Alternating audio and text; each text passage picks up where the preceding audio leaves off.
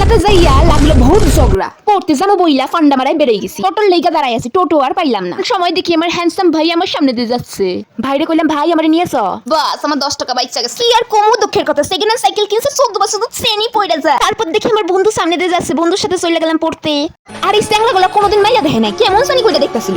আরে আমার মতো সুন্দরী মেয়ে তো দেখে নাই, ফার্স্ট দেখলো ওহো তাই তো দেখতাছে এমন কইরা। ওইটা ঠইরা চলে গেছি মেলাতে। আরে হ হ আমরা রোজই মেলায় যাই। মেলায় যাইয়া অচেনা মেয়ের চোখ ধরে খাইলাম মাই। আমার বন্ধু হেনে চলে আসে সানগ্লাস কিনতে। একটা কিনবো 10টা পড়বো, উফ কি জ্বালা। একটা সানগ্লাসের দাম নাকি 500 টাকা।